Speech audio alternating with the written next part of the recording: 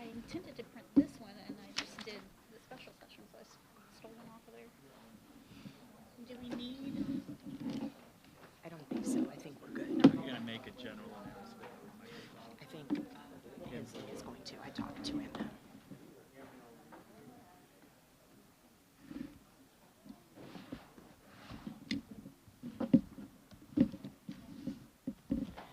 Talking about using the TV screens as the audio and how to come through there, but there'd be a delay. And that'd just make it even worse. Really worse, yeah.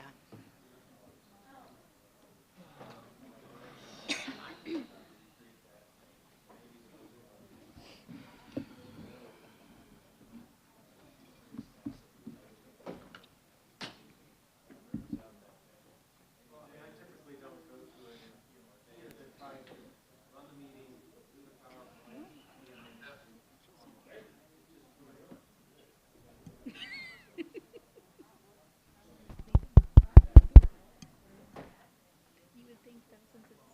I have none.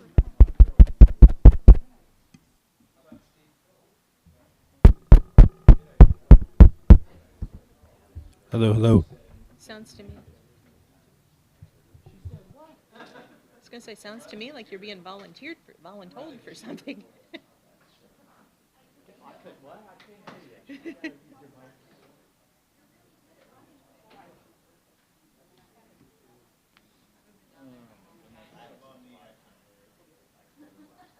I'm nervous for this whole parking lot situation. I don't think we'll get going necessarily. We could, yes. Yeah. Based on all of these. And, you know, it is what it is. We will fix it as we go. Everybody's getting the microphone off. The overhead. But it is working.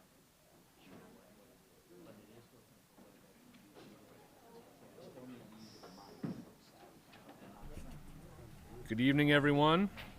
I have 5:30 on the clock here, so we will call this meeting to order. Before we call roll, I've been asked to announce that the speakers in this room apparently are not broadcasting what's going through the microphones, but we do need to remember to have our microphones on, even if we do not hear it in this room, for remote broadcast purposes. So please try to remember to do that, and I'm sure we'll be flagged down if we are failing to do that at any point during the meeting.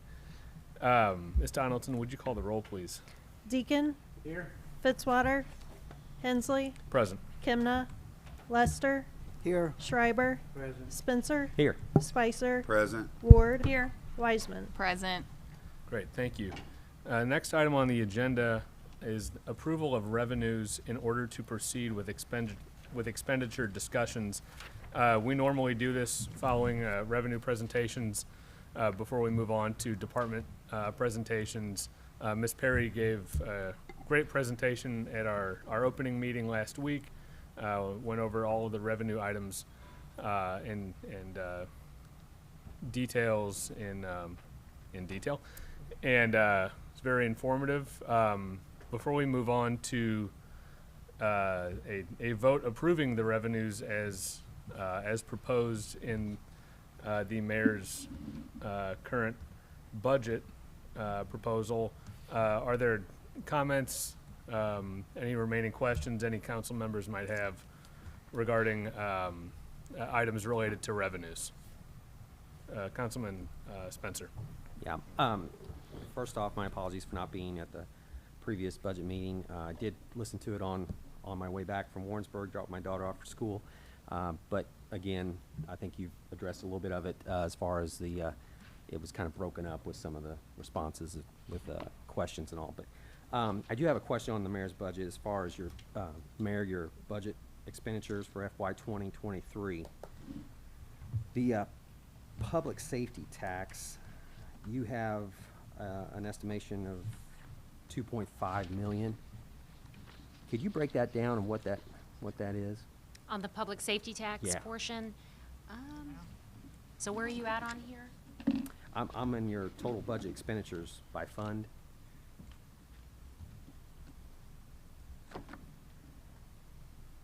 That lists the general parks and Is that in a highlight file? I- What's the title of the It's, file? it's her mayor's amendments based on council direction.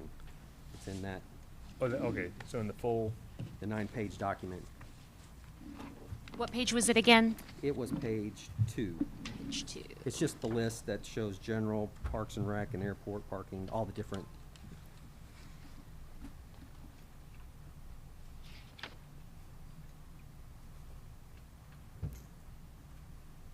Not sure where, yeah. Seeing where what the question is. so there is a file in my packet on here. It is mayor's budget PowerPoint. I think it's 9 pages long and it has charts and graphs.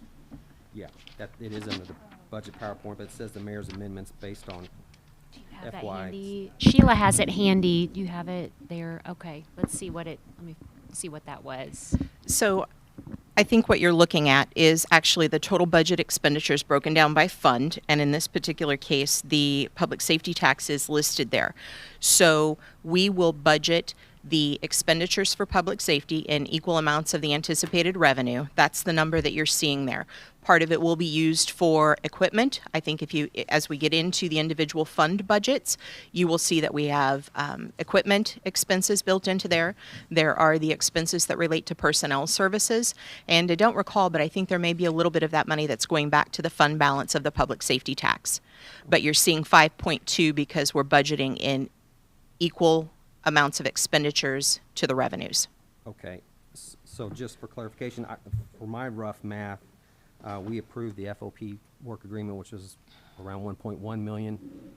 We're working on fire. I assume that we're going to be comparable to that with council's direction, I'm sure, with fairness and equity. And then 600 some odd $1,000 for body cam. So that comes up to about what I come up with, like 2.8. So if you were to look behind tab number 3 in your budget book, there's a separate tab for the public safety tax. On that particular fund document, you see that we have $700,000 that's budgeted for police field operations equipment. That is the body camera funds that we have spoke of. And there's also $1.8 million that's budgeted to transfer to the general fund. That is the figure for the personnel costs that are related to all public safety. So that would be police, fire, and 911 for the incremental increases that related to the FOP contract, as well as the increases that council approved at the first meeting in July that would have been effective July 29th. So my concern is that there is not enough dollars for the firefighters' pay plan, potentially. Firefighters are included in the dollar amount that had the increases. And there are funds here that will have to be dealt with for the modification to the contract. Okay, so I guess what I'm asking is that hopefully sooner than later, that we can get a number that we can work on as far as a placeholder for that. For fire. For fire, correct. Yeah, we're in negotiations now. I don't know that it'll be the exact number as police. It will probably be a little bit less than that because there's fewer firefighters than there are police.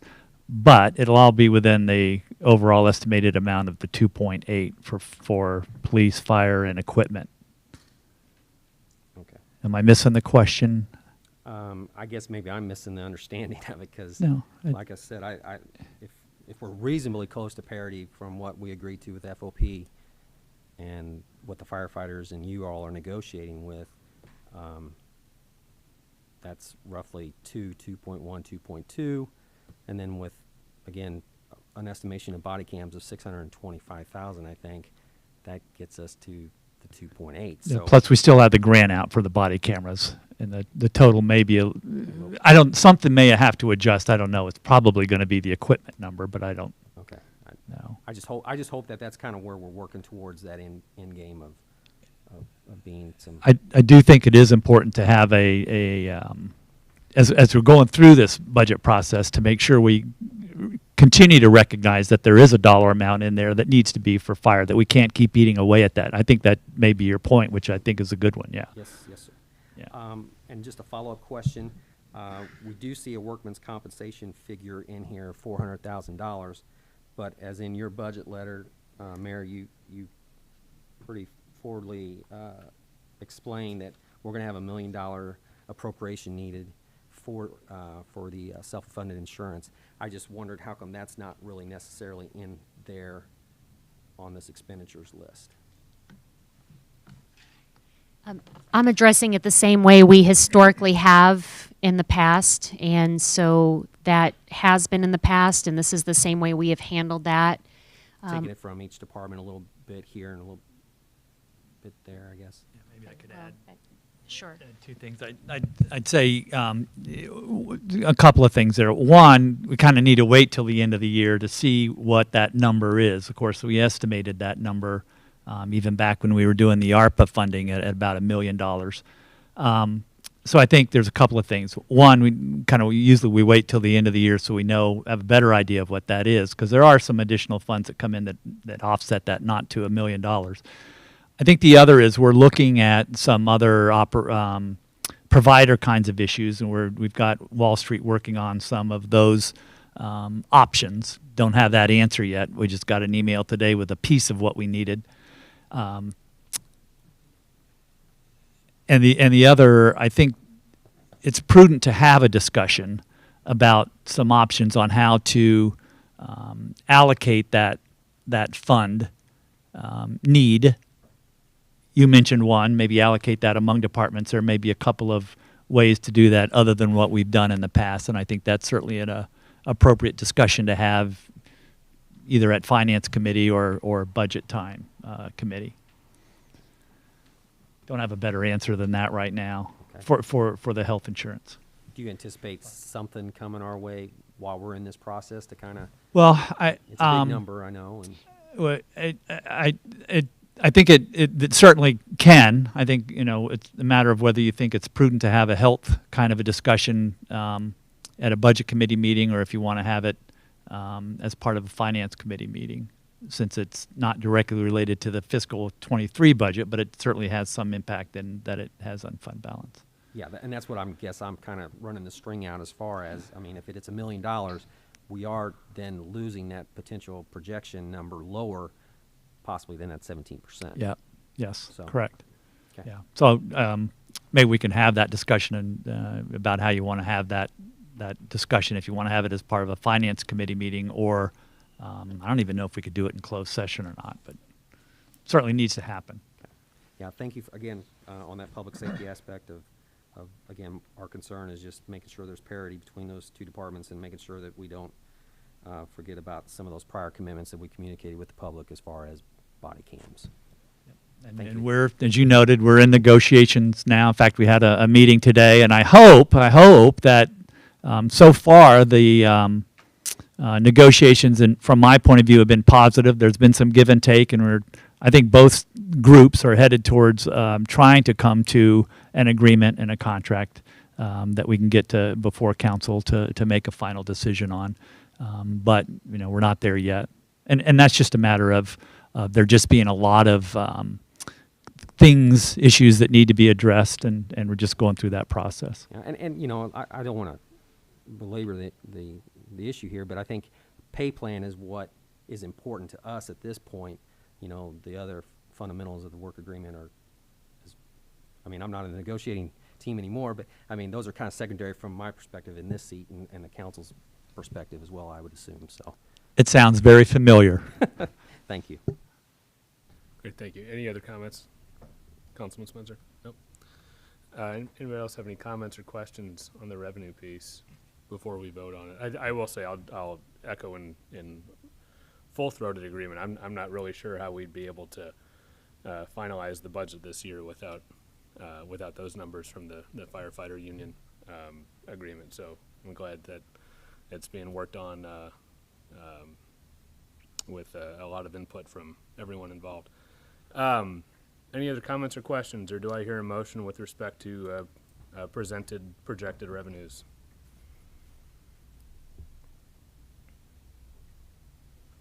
Maybe I could just add while you're thinking about that. Doesn't mean that you can't come back and make any changes to that. Certainly, as you all go through that process, it's just kind of a place to start. With respect to the revenues? Yes. Yeah. Or anything else.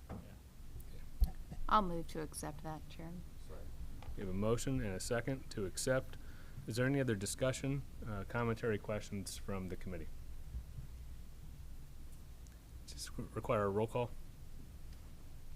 Does it make any difference, roll call? Yeah, that'd be a good idea. Okay. Deacon. Fitzwater. Aye. Hensley. Aye. Kimna. Lester. Aye. Schreiber. Spencer. Aye. Spicer. Aye. Ward. Aye. Wiseman. Aye. I believe the ayes have it, and we have approved the projected presented revenues. And we will now move forward. The next item is the beginning of our departmental presentations. And just to lay the groundwork here, we're simply going to go through every departmental budget presented within our the mayor's proposed budget, and department leadership will present it and then be open for questions from the committee. So with no further ado, I believe the first budget up this evening is the administration budget. Ms. Strope, I assume, or who? I'll actually Oh my probably gosh. I'm start. so- That's okay. I'll I'm probably sorry. start though with the mayor and council if we can just work our way through the budget book, if that's satisfactory. Mayor and council. Okay, on here is it under, So page 24 in the budget book starts the administrative departments.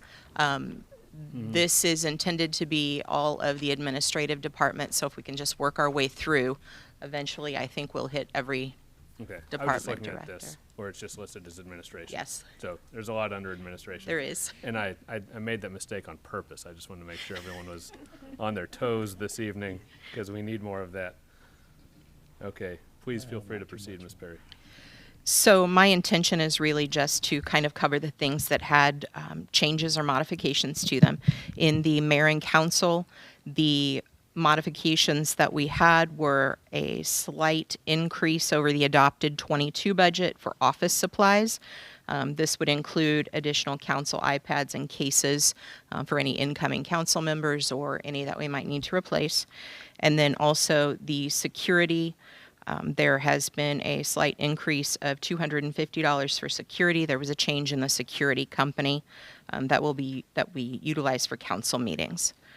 Other than that, this particular department budget has stayed consistent. I'd be happy to answer any questions.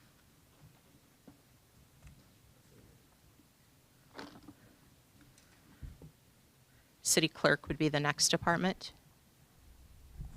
My total budget doesn't have any changes, so other than Personnel costs will personnel have a costs. modification, but that will be true across all departments. Correct. Are there any questions for Ms. Donaldson? Seeing none. City administrator. No real changes. There's a slight decrease in the group health insurance for the overall budget. It's a decrease of a little over 1%. Okay, any questions or comments? Councilman Lester. So it looks like the dues and publications has increased quite a bit. Yeah, I think there was a switch there. We moved an item, so the other is in the training and education. You just see that trade-off there.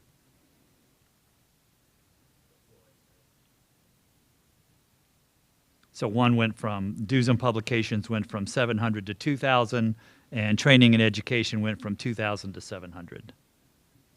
So it's just a switch in those. Good question. Any questions for Mr. Kroll? City attorney will be the next department. Thank you. There's actually a decrease in overall budget for the city attorneys between the 2022 and the mayor's current budget, proposed budget. It's just about $1,000, but reductions in some training budgets and elimination of a tuition reimbursement that's been cleared off the books. So the overall is a reduction of about $1,000. Thank you very much. Any questions on this item? Seeing none, we got municipal court. Thank you. Overall budget is a very slight increase of about $1,000. Probably the most significant change in the budget between last year's budget and this year's budget is the increase in security costs due to the change in vendor. So I'll be happy to answer your questions. The change in vendor for the security services. Any questions on the municipal court budget? Seeing none, thank you. Human resources. Thank you. I put together a bit more information than's been presented so far, so I don't know if you guys want to hear about all that, but as far as budget highlights, office supplies, wellness, and professional services line items were all lowered a little bit. The Human Relations Commission funds were removed. There was $500 that went to zero. The only real increase in non-personnel line items was in maintenance agreements because of the new software agreements that we've gotten, and then a couple maintenance agreements that were moved from the IT budget to the HR budget. Just some statistics to kind of throw out there for last fiscal year. We sent out 52 weekly newsletters communicating various issues, including such topics as job opportunities, wellness initiatives, training opportunities, community activities, and benefit information. We had 188 wellness outreach efforts to our employees. We coordinated various citywide events such as our annual awards luncheon and our public service recognition week. Our self-funded health insurance program is serving approximately 850 lives. Last year we had approximately $4.5 million in total claims paid, of which 16 large claims over 50,000 accounted for 62% of that 48 million, or 4.5 million. Turnover citywide last year was 9.6%, 29% of that was from retirements. And we completed almost 200 recruitments last year with almost 1,500 applications for employment. As far as our pink sheets, we had 8 pink sheets. I won't go through each of those. I'll just mention our top 2 priorities were 2 computers with docking stations so our employees are prepared to work remotely if needed. And then the matching deferred compensation for city employees. I just want to throw that out there because that's something that I think all of you have seen every year. I've put that as a pink sheet item for, I think, about 2 decades now. But it's coming back up again. The reason I like it is because it does allow for very easy budgeting, as you can set a predetermined maximum benefit per eligible employee. And it does help with both recruiting and retention. And this is a benefit that's mentioned more and more very recently because, as most of you probably know, the state just reinstituted on July 1st their program of matching up to $75 per month for their employees. So in exit interviews, I've been hearing that from employees who are leaving here and going to the state. Normally I ask about benefits. How does your new job compare with benefits to ours? And matching deferred compensations being brought up. So anyways, I just wanted to throw that out there. So that's all I had. I'd be happy to ask any questions. Any questions or comments for Ms. Strope? Councilman Spencer. Yes.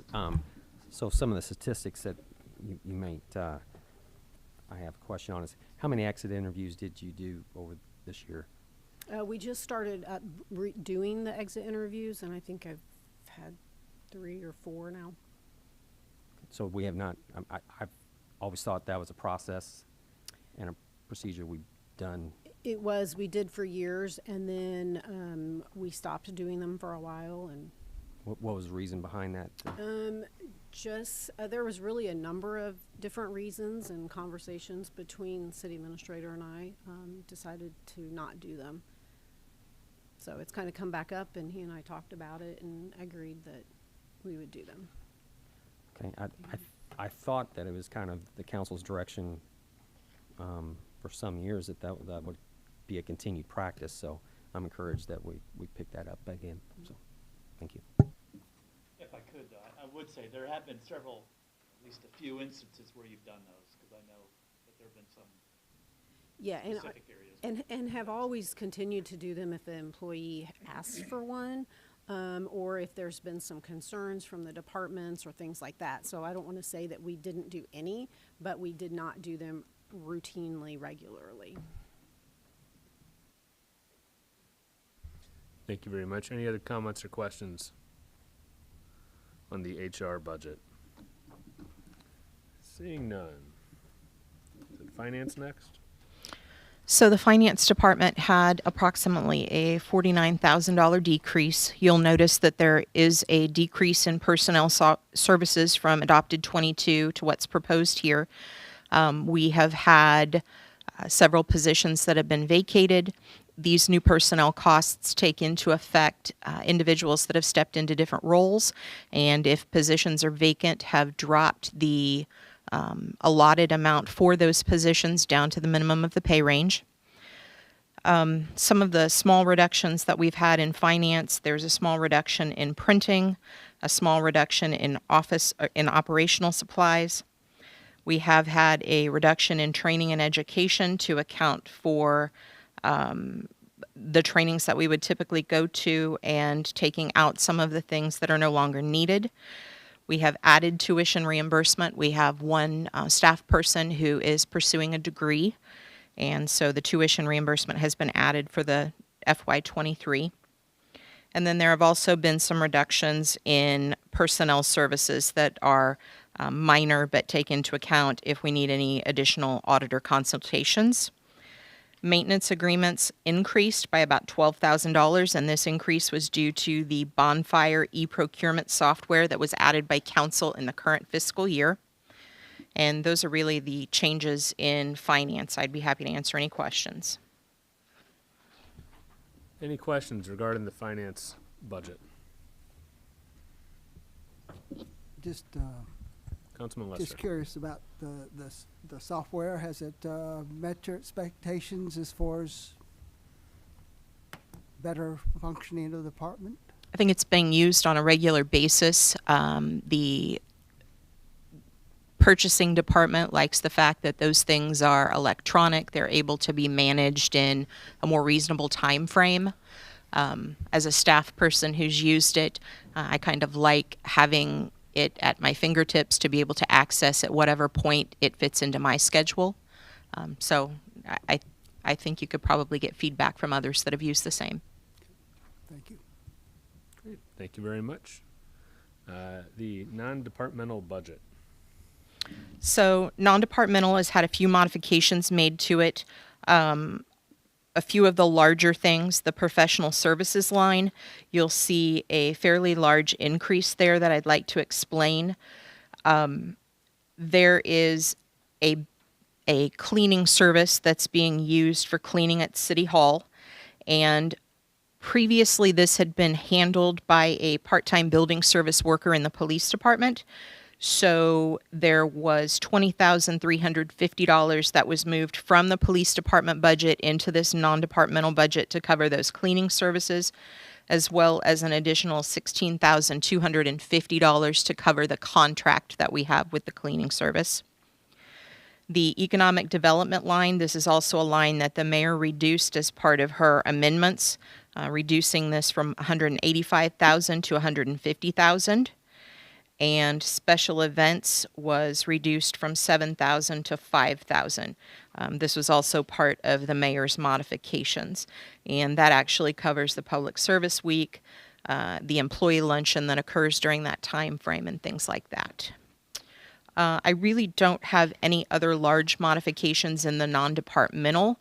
There is one pink sheet that relates to non-departmental, which is the replacement of City Hall soffits, and the mayor did fund that in her amendments out of the capital improvement tax gleaning money for a total of $85,000. And I'd be happy to answer any questions.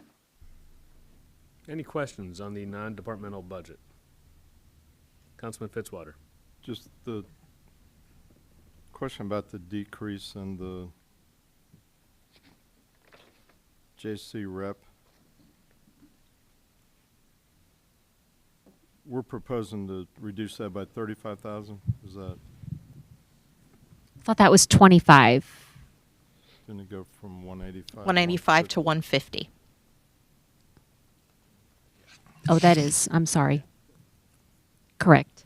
Down to 150, yes, sorry.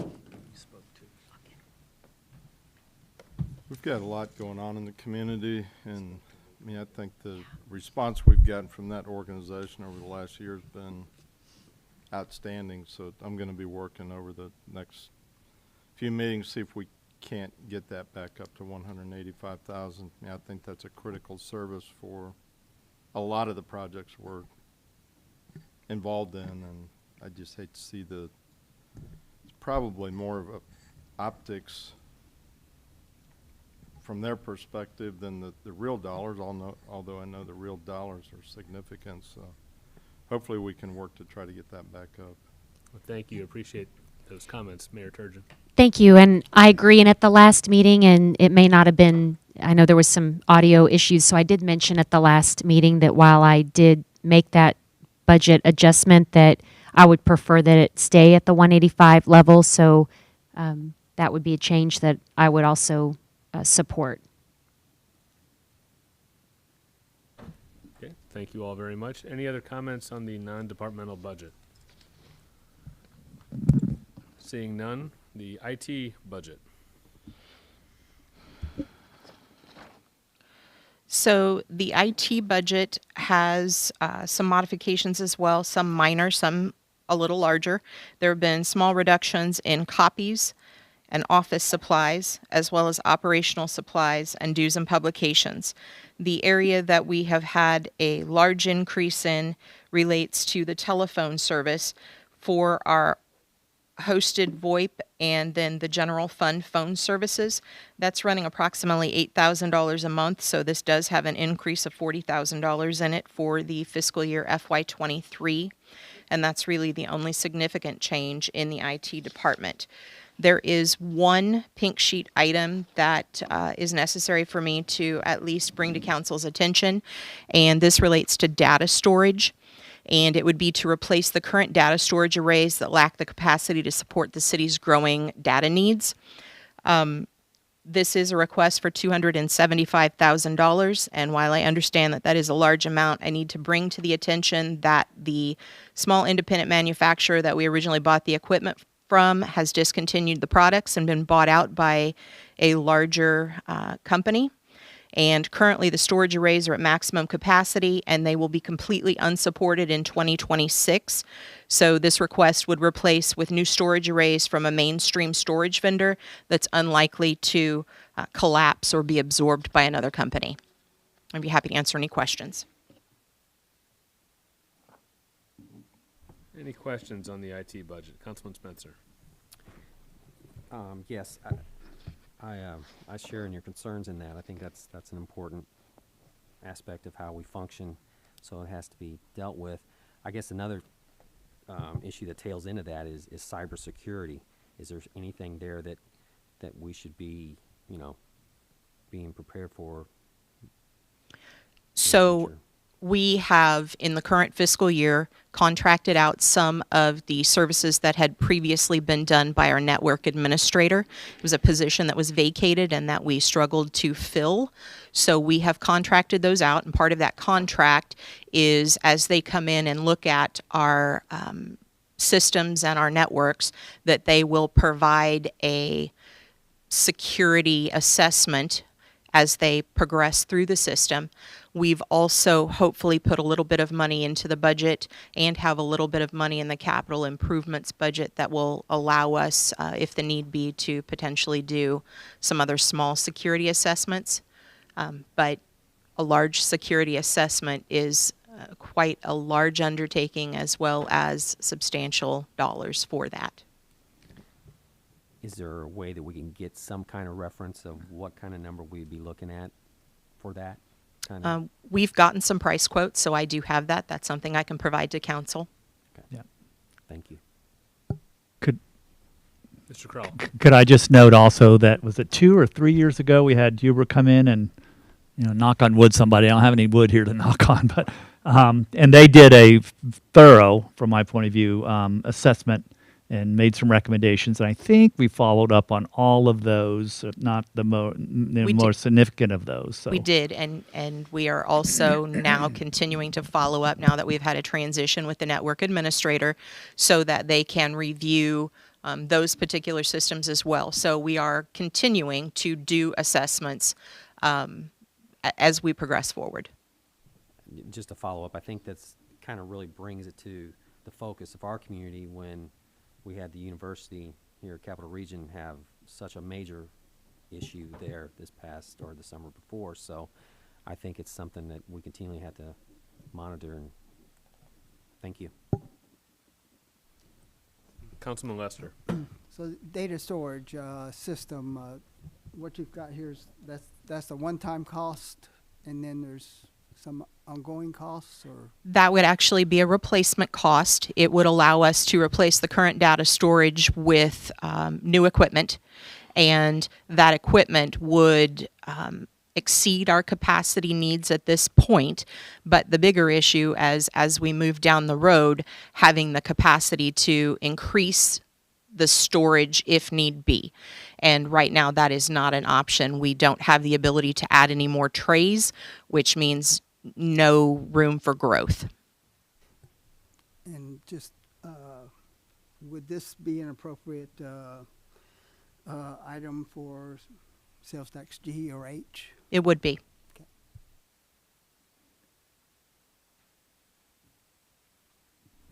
Thank you very much. Any other questions, comments on the IT department budget? Seeing none, I think that brings us to the end of the administration budgets.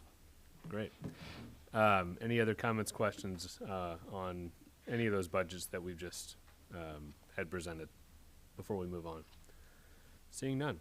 The next department on the budget calendar is Planning and Protective Services. And that will be the next tab that you come to as you progress through the book. It's listed as Planning and Protective Services Admin, and that's where it starts. But if we are using... And it's page 163. Yes, okay.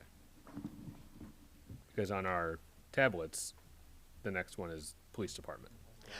Right, but what I'm saying is as you progress back through the book, the ones that are on the schedule this evening, the next one you come to is the page 163 that's considered part of our schedule this evening.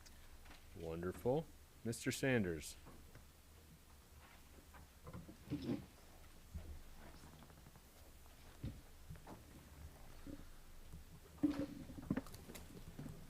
Thank you, Mr. Chair, and thank you for letting me be on tonight since I'm supposed to be somewhere else. So, I may go a little bit out of order, I apologize, but we'll see how it goes.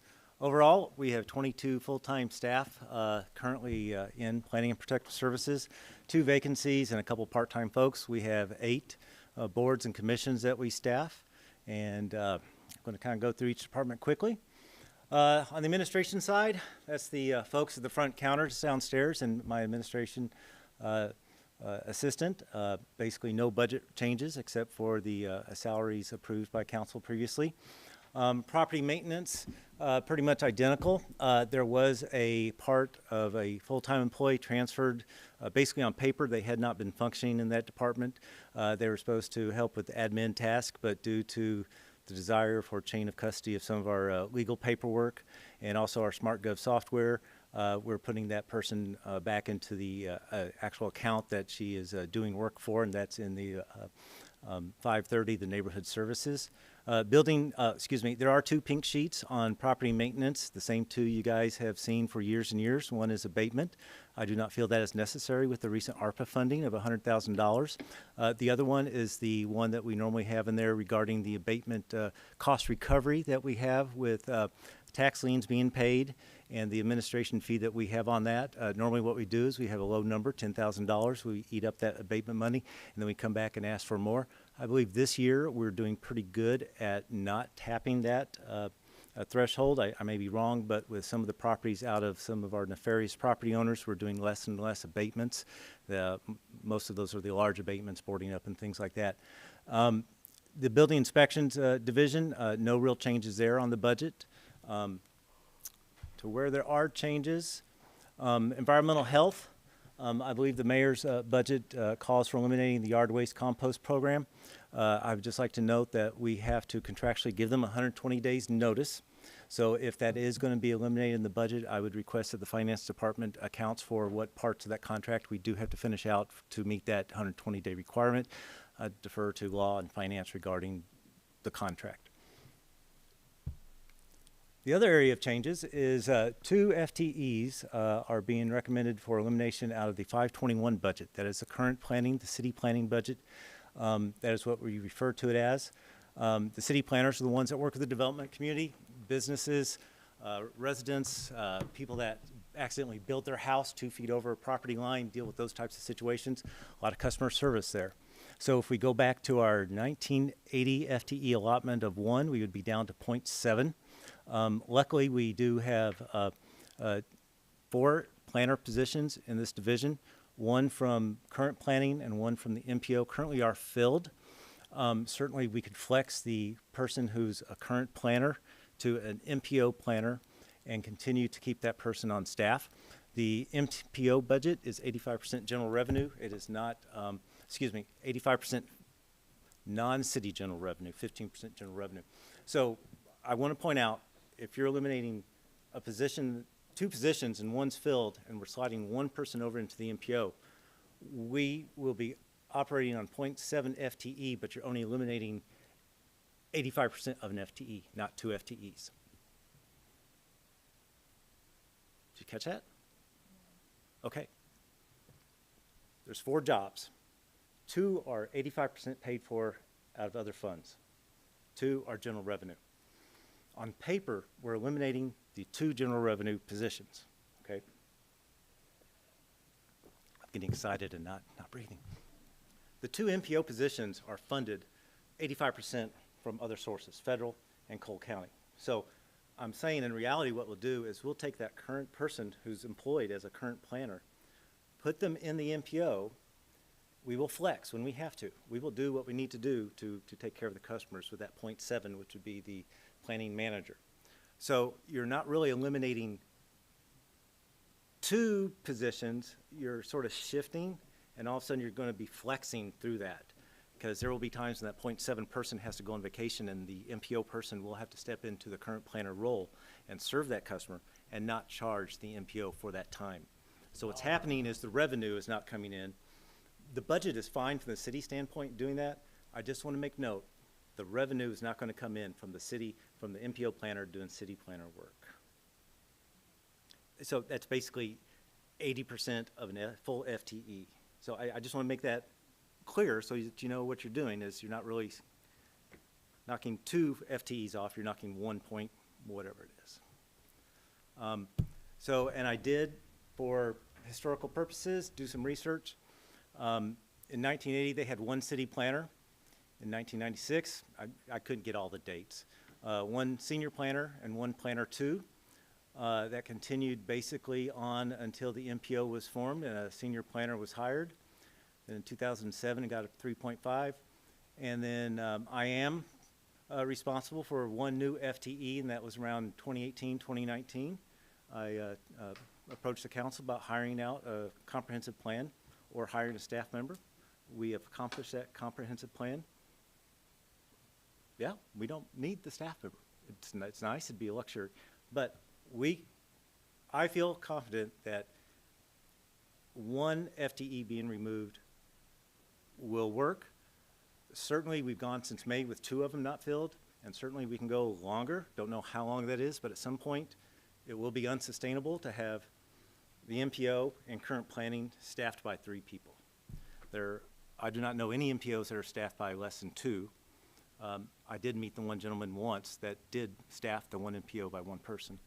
But I want to let you know, we will do our best, but it may be unsustainable in the long term. So I just feel compelled to share that. Well, thank you, Mr. Sanders. My understanding, and others can correct me if I'm wrong, but regarding the elimination of the funding relating to these 2 positions, simply has to do with the funding needs across other parts of the budget It's nothing to do with the merits or value or productivity or anything of the department, of the unit, of these two individual positions, and we would not be eliminating positions forever necessarily if the funding situation improved to a point where council was comfortable funding these positions again.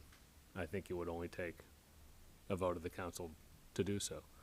I would like to get a little bit more information, and maybe right now is not the best time. Perhaps it is if people have it at their fingertips, to delve a little bit more into what Mr. Sanders was saying regarding what we would actually be saving, particularly versus forfeited revenue, if I was following you correctly, with elimination of these two positions. I think at the very least we all need to be on the same page about what we're saving and what we're allocating to other uses. But perhaps right now in the middle of this presentation is not the best time to sidetrack us in that other conversation. But I just want to put a flag in that and just make sure that we are that we would be reallocating the amount of money that we think we are, particularly without an offsetting forfeiture of revenue. But Mr. Sanders, please proceed. Oh, Councilman Fitzwater. Just to tag on to that, and would it be accurate to indicate that with everything going on from the federal level and from the state level, there are a lot of opportunities coming up within the next year or so, so we're going to have to keep a close eye on staffing needs in that area. Is that accurate? I would say that is accurate, especially based on experience. Since I've been in this position, we've gone after and won $4.3 million of competitive grants that we haven't, my department division hasn't sought in the past. The big one, the EDA grant, I had 6 planners working on and off different aspects of that. I mean, planners, not neighborhood. So yes, there's opportunities and we chase them. So, and we support the process to get those funds. And I know we looked at one yesterday at Campo. I mean, we kind of sidetracked it for other reasons, but I mean, one of the things we were concerned about is staff time to be able to do it. Had it been a legitimate, well, it was a legitimate, had it been something good now, I think we punted it down the road and we'll take a look at it. But one of the factors, at least going through my mind, I think everybody sitting at the table was, do we have the staff time to do it? So I know from this council we've talked about, you know, we need to go out and look for grants, we need to go out and look for grants, we need to go out and look for grants, but it takes people to be able to do that, so I appreciate that. Thank you. Any other questions or comments before Mr. Sanders proceeds? So, Councilman Lester. so you said something about having just 2 is unsustainable. What does that mean? Well, if the 2 planner positions, well, let's not worry about where they are, but if we just went down to 3 staff members and have to do the MPO work and the city work, I mean, we're back at you know, just on the city side, we've never been at less than 1 planner since probably the 1940s or whatever. Current planners for the cities versus the MPOs. I just imagine at some point something is going to happen, unforeseeable, where it's going to be hiccup. I think all of you know, you get phone calls about my department and problems and issues that customers are having. It's a very intense activity dealing with the people who are putting their money in their business, in their developments, even in their house, dealing with someone whose house is built on the wrong property line. It's very sensitive that we deal with. So will they get customer service? Yes. Will they get it as timely as we desire? We hope so, but I can't guarantee that. I mean, you're taking 40% of one division of staff out that is staff heavy in what they do.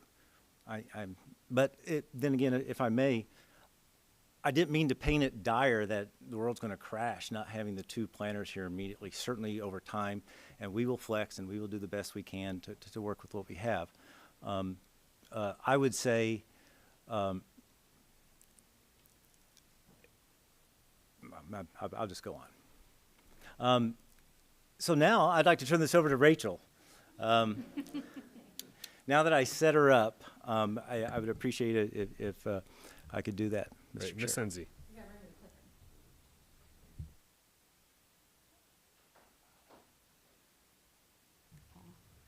I do. I'm trying to be quick. Okay. So I think I will be, through this presentation, I'll be able to answer some of the questions that you just had. Mr. Sanders had asked me to come and present to talk about how the planning positions impact our positions within neighborhood services. We have 4 FTEs, and we are at capacity, so we cross over into the planners frequently. They provide the planning documents that we use to pursue the grants.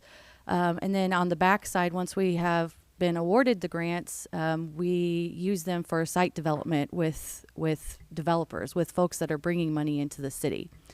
So really, planning is revenue dollars. That's where we're going to talk about the impact that planning has. So there's really 4. I know it's very small. Put on your readers. Well, it's a lot of lines, so we can get you larger copies if you would like. The 4 points that we're going to hit on is that smart planned investments make public dollars stretch further. Planning gives private industry and community stakeholders an opportunity for a seat at the table. So there's more than just the city's general revenue budget. What you're wanting to do is attract private industry to help solve some of the issues that we have in the community. Number 3, planning documents are driven by citizen input. A lot of citizen input, constant stakeholder engagement meetings to really glean what the citizenry would like. Also community needs and data. Without these planning documents, the council will not be able to make data-driven decisions. Planning brings federal, state tax dollars back to Jefferson City. So we all pay taxes. They all go to the state. They all go to the federal government. The way to get federal and state dollars back into your community is either through an earmark or grants. This is what we actively have going. I've passed out the spreadsheets. I apologize for the size. So we currently have, on a rolling basis, we are managing $14,469,790 of total public funding. The input from city investment is just under $701,000, and that includes sales tax, in kind, and general revenue. I will note that does not include staff time that's already budgeted into those activities. If we were, I can give you the percentage for that as well. We currently have a $1 million county investment and $12.7 million in federal grant funding. And that's great. But what we really look at is the projected private investment that goes along with the federal funds that we're bringing in. Because that's what a carrot on a stick, so to speak. We're trying to, if you hear me talk about leveraging and layering, this is what we're talking about, is bringing in public funding to incentivize private investment to come in. With the current projects that we currently have that's on that spreadsheet, there's a projected $79,339,000 in private investment. So what we're working on is a total projected economic impact of $93.8 million within the city. I feel those projections are pretty spot on. One of them is a hotel for the EDA grant that is an included beneficiary of the EDA grant. We also have 3 housing development projects that are currently happening for $10 million apiece that our planners are working with them on site development for. So there's you see me when we either applying for funds and where we receive the funds, but what you don't see is all the work that happens kind of behind the curtain, so to speak. So if I highlighted up here, this is the formula that we do on a 3-year cycle. So it's continuous. It can be as large or as small as you want it to be based off of the resources that we have. The planning component is identified in blue. This is where you really are looking at what are the issues, what do we have, where do we have funding backlogs. So we identify those issues, or the planners identify the issues, or a geographical area that maybe needs some assistance or that we know is going to be redeveloped in the near future, just based off of circumstances. The planners engage with the community. They gather data. They identify the resources that could be used to alleviate that burden. And then council adopts a plan that has implementation strategies, which every single planning document that we have, the plans and publications are on the website, come with a shopping list of things that we can pursue federal funds for. And that's, I tell my staff all the time, this is the shopping list. We don't make up projects. We only take projects off the top as a cherry picking component, so that way we can alleviate the budget for other things that need to be funded. Then it really comes into the neighborhood services shop, where we organize the projects in 3 cycles, which I'll go into further on the next slide. And then we identify and pursue funding. So we cherry pick, we say, hey, there's this funding opportunity and there's 3 things that this could go for. And we start pursuing those. We receive the funding, we complete the project, and then we just kind of keep that cycle going. So when we're doing these, it's a long-term thing. There's a lot of effort that goes into the application phase. I would say the ramp up is about 80% of going after the grants. And it's a 3-year cycle. So this fiscal year, 2022, we're actively doing the projects. 23 is already scheduled, and we're looking at 24. So we are trying to pull in funds to keep this going. But you have to have those planning documents to come back. It's really a ripple effect. So it starts with the planning documents, because that's where you get everybody at the table, the community, the developers, the people that are wanting to invest in the community. That's what tells them what's going on and where the local council is wanting to invest funds. We then identify projects, we leverage federal funds, and we stimulate and layer with private funds. Every grant application asks you what plan you're referencing, and up on the screen is just the general, what planning document are you using? How are you justifying your ask? I cannot go to a funding agency and say that I need funding for a project if it hasn't been identified by council and has not been identified by the community in a planning document. So, to wrap it up, the vacancies in the planners right now have already started pain points on our end. We're at capacity. We would love to keep going, especially with the MPO and the transportation dollars that are available right now.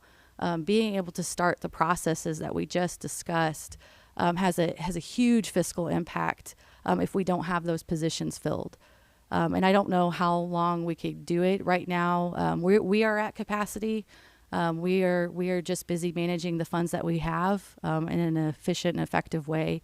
But we're not really pursuing any new funds because we don't have the capacity. But if we had the planners in, it spreads the load a little bit. We don't have to spend so much time making maps and justifying the documents and finding the information, because now neighborhood services has taken on some of the burden of the vacancies that are in the planner positions. So we would love to pursue, but I just, and I'm sorry, this is a little bit more than just what's in a budget meeting, but I did believe that the process and the way that we do things does have a fiscal impact, and it is impacted, and you would start seeing it starting probably next year if those positions are not filled. I'd be happy to answer any questions regarding what I've just showed you, or anything that we are currently working on. Thank you, Ms. Senzi. Any questions? Mr. Sanders. I just want to mention also, there was a pink sheet in 530 regarding trash bins. Last year there was a discussion. We wanted to repair 2 at a cost of $5,000. We went to bid. It was $12,000 for one. We didn't have the funding for that. I believe there's a pink sheet in there for 1 or 2 of them. There is, but we found grant funding, so I think we could be okay with letting it go if we can pursue the funds. What I don't know when I go on vacation. Thank you. Well, I can take care of that. Great. Any questions for Ms. Senzi? Oh, Councilman Fitzwater. I know periodically at Public Works, and I think it gets shared on up through council in the report you do, you isolate for us for lack of a better term, that administrative fees that you get back from the grants that we administer. What percentage roughly of our costs do we cover in dollars that we're able to recoup by the fact that we're managing some of those programs? So I have in the current budget that you have in front of you, the 530 department should have been decreased by based off of personnel services, because that's really the only area that we use general revenue out of. Because of the admin, we had a meeting before, building this budget, trying to figure out and we went with a conservative plan because of the timing of when certain grants are coming in. We didn't know if it was going to be in 22 or 23. So we conservatively planned. Under the conservative plan, we reduced the amount that we were taking out of GR by $32,000 to put it back in under the conservative plan, because we're shifting more of the staff time over to the federal side. Once our disaster recovery funds come in, we actually have a unique problem where we'll have too much admin money. So we're trying to figure out what to do with that. So if DR were to come in, the request out of 530, and that it could still come in before 23 budget, so this could change, would have been $27,782.18, which would have given the city savings of $173,275.88. So we're shifting funds to try to, the more we can alleviate and not take out of GR, the more you can have to plug holes in other areas. With the disaster recovery funds coming in, we have a staff cost of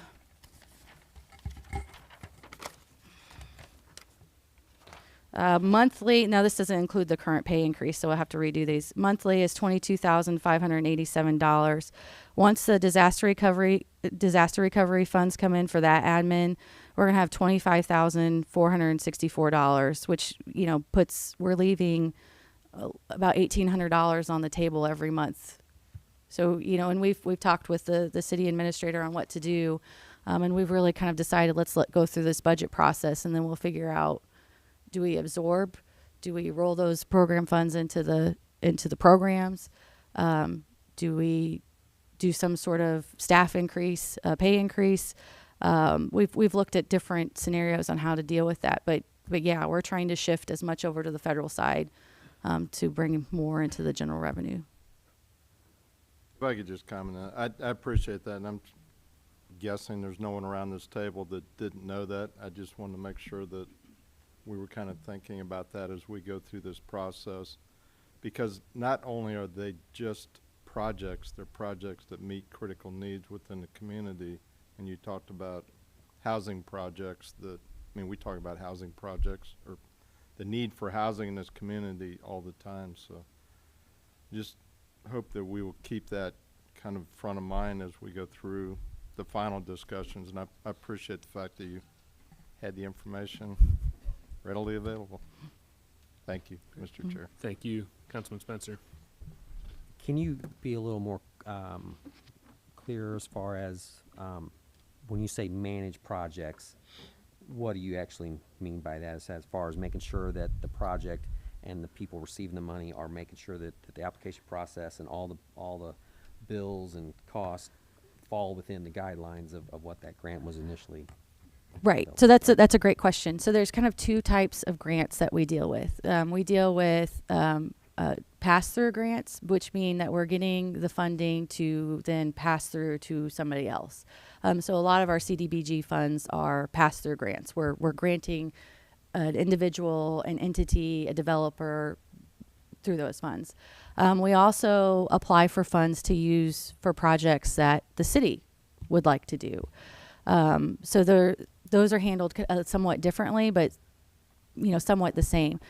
So what, as staff, we do the application, we do the public engagement, we do the environmental reviews, which if you were to go through on a private level, you'd have to hire an engineer. That would cost you anywhere from $3,000 to $10,000 a piece, and we're doing those in-house. And that's the, going through the State Historic Preservation Office, seeing if there's any, fish and wildlife. We deal with basically all of the federal agencies that fall under the National Environmental Policy Act, or NEPA. So we are doing all of those things, and then we actually draft the contracts that enter into that agreement to be able to allow that person, that entity, whatever it may be, to use the funds. And then we spend a lot of time monitoring. We handle a lot of procurement. So there's a lot of folks that we deal with that don't understand that you have to do a NEPA and a Section 106. There's a lot of folks that don't understand why they have to pay prevailing wage using federal funds. So there's a lot of monitoring and making sure that they're following the regulations of each specific grant. And then then it's the money. So it's usually a reimbursement based. They will pay the costs, then they'll send in their receipts, and we'll reimburse them the funds. And at the same time, the cycle's going, so we don't do one at a time. We do several. And on the list I handed out to you, it's a rolling basis. Most grants are 3 to 5 years, so we just keep that rolling. So, kind of some out-of-the-box questions here. Does this lend to possibly hiring a third party or an independent contractor that could come in and provide some of this to where they necessarily wouldn't be on the city's payroll, but yet, if that grant project is between a 3 and 5 year project, they know they got 3 to 5 years to work on that project to where they could bid Certainly something.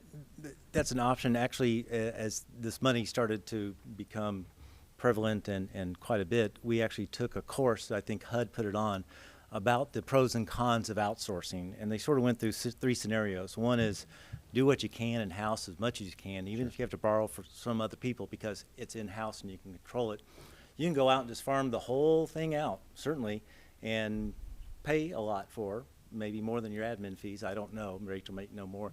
And then there was sort of a blended model that kind of worked, but some of the other cities and towns that have done this said, well, we found out that if you're doing sort of a blended model, you spend as much time managing the consultants as you would have just sort of ramp up yourself.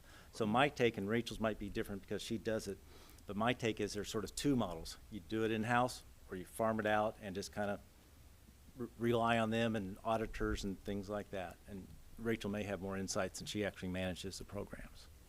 When we've looked at that, and I've talked to other cities. The cities that are contracting out have larger programs, so our entitlement we get $300,000 a year, give or take. Springfield gets millions. I think it's 8 or 9 million a year. Plus they do their leveraging and they have a revolving loan fund. They have 32 people working in there. So whenever they contract out, they basically assign one person to work with the consultant and to make sure the consultant is getting the data and the information. And really where a consultant is not good is in your public engagement side. Because they're usually from somewhere else and they don't understand your community or who the resources are or where to go. So they rely heavily on the city to be able to tell them those things. So there's, things, pros and cons. Yeah, and I guess, from your statement earlier that this is only sustainable for a certain amount of time, I take from that your staff is going to do what they can to keep up with the pace that's currently there. But sooner or later, they're going to hit a wall of exhaustion, if you will, that it's unsustainable from that point of view. So I guess that's why I'm saying that maybe the outsourcing could, give you some shot in the arm, if you will, of time and those kinds of things. So thank you. Thank you very much. Any other comments or questions at this point? Mr. Sanders, anything else? No, but thank you very much, and we will do what we can to carry out your charge. Thank you. Thank you very much. Okay, next department is Public Works. Mr. Marash. All right, thank you. And I just have more or less my notes. I made into a quick PowerPoint to follow along, but just kind of overarching before we get started. This will be fairly quick. If you have a question, just stop me and jump in there. But size of Public Works, a little over 120 employees, and we're talking about 10 different budgets, 3 of which are wastewater, so that's divided in 3 different ones. So each one has little idiosyncrasies I'll point out as we go. But basically, in operations, more or less, we have about $20 million we work with, and wastewater projects and capital projects through the CIP, et cetera. This year will probably be well over 30 that we're implementing when you count that money. An overarching goal for the whole group, or the outcome, we're hoping to have high quality customer service outcomes. So at the heart of what we do, it's all customer service. And so we spend time talking to our employees about that and trying to achieve that. So that's just kind of a kickoff. But in the budget, next page on the slideshow there, unless I have a clicker, I don't know.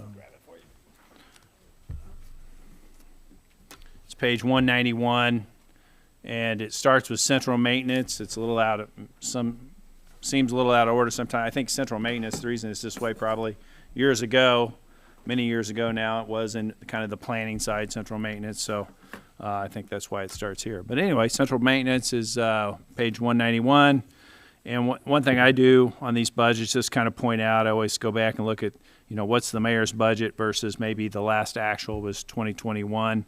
Just kind of see where that is. We know, of course, personnel costs change over time.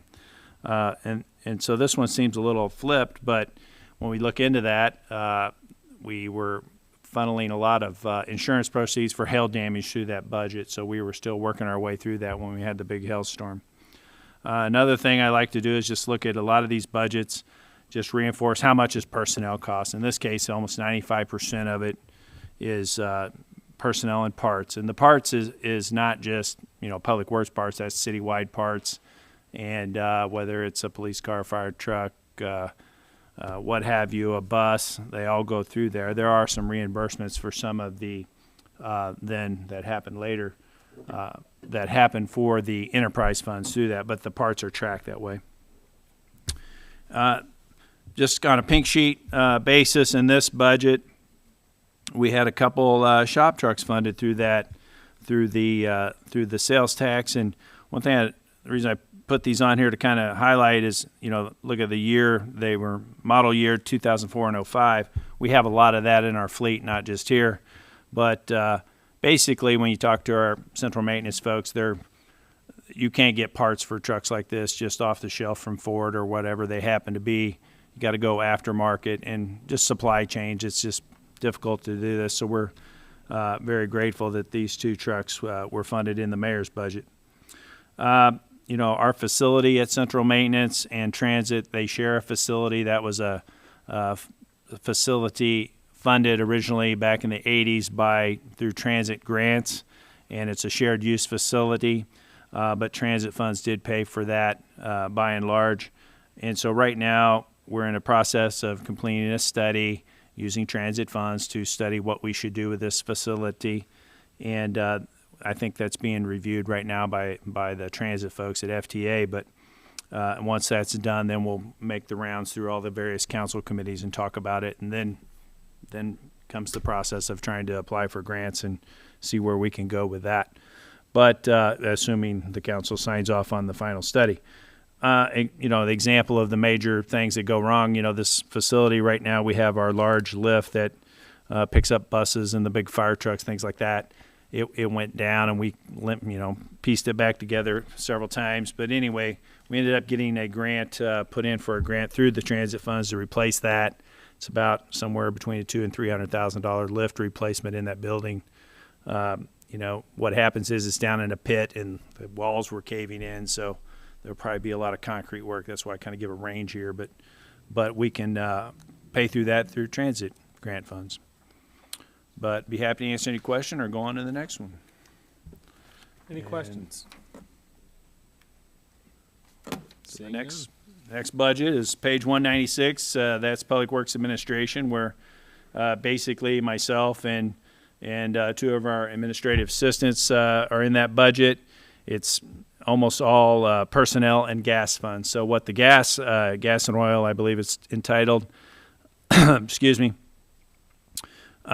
that's for all the general fund departments and public works. So it just resides in that central budget for us. So that's a bit of a wag, I guess. And just kind of point out, you can kind of see the differential. Back in 2021, we had an $80,000 actual expenditure. Well, we obviously planning our next year for more than that. I think we got almost 123,300 in there for gas and oil this next go around. So you can kind of see where some of that difference comes from in the two budgets. There were no pink sheets, and I want to point out in this budget, one thing that's helped us, I believe, and this isn't just Public Works, but you'll see the Planning Protective Service folks and some of the, I believe some of the police vehicles and fire, no police vehicles, but fire administration, I think, has some vehicles in the enterprise partnership that we've been working on the last couple years.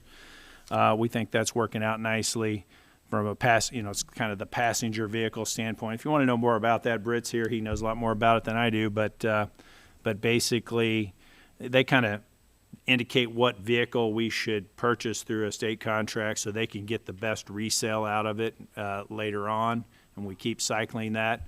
And so that's why you'll see it shift maybe, or what's available. It may shift from Chevy to Ford, or what trim level can they sell better, or something like that. And it's been really successful thus far. So any questions? I'll go on to the next one.